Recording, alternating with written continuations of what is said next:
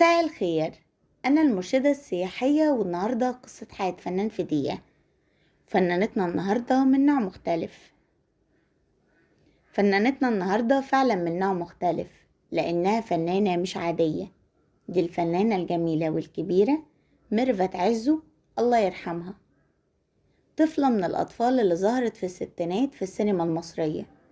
أخوها ظهر برضه وهو طفل، رفعت عزو، واختها الصغيرة كلنا بنحبها. مين يقدر ينسى إكرام عزو في فيلم عيلة زيزي والإفيه الشهير 3 مصايب 4 يا ماما. مش معروف تاريخ ميلادها، بس اللي معروف تاريخ وفاتها 4 أكتوبر سنة 2020. الله يرحمها ويرحم الجميع.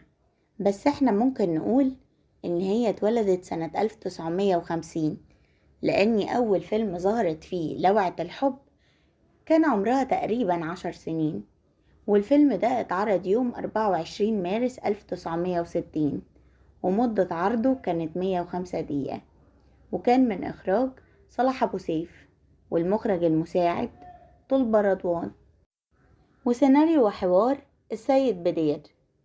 أما عن طاقم العمل فكان من بطولة شادية، أحمد مظهر، عمر الشريف، عبد المنعم إسماعيل، عزيزة حلمي، وغيرهم كتير.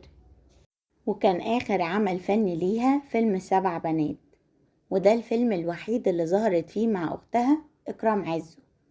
والفيلم ده اتعرض يوم 16 يناير 1961، ومدة عرضه كانت 128 دقيقة، وكان من إخراج عاطف سالم.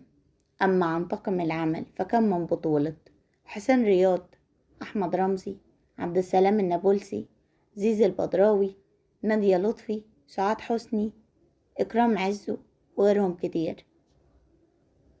عمرها الفني كان من سنة 1960 لسنة 1961. قدمت في خلال الفترة دي 4 أفلام ومسلسل إذاعي، والمسلسل الإذاعي كان اسمه الخطة رقم 13، واللي اتعرض سنة 1960.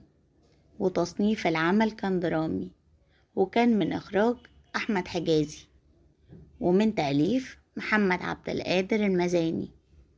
أما عن طاقم العمل فكان من بطولة عبد الرحيم الزرقاني، محمود عزمي، إحسان القلعاوي، محمد الضفراوي، رجاء حسين الشربيني، وغيرهم كتير. تعالى دلوقتي نتكلم عن أهم جزء فيها، وهي أعمالها الفنية.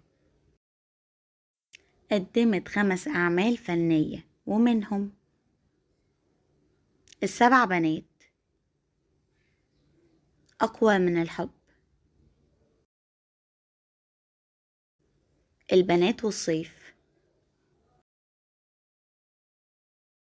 لوعة الحب. الله يرحمها، لأنها تركت لنا سيرة طيبة نتكلم بيها عنها، ولأني قصة حياة الفنان لا يمكن تكون في دقيقة، وعشان كده استنونا في قصص حياة الفنانين اللي جاية. يا ترى هنتكلم عن مين؟ سلام عليكم.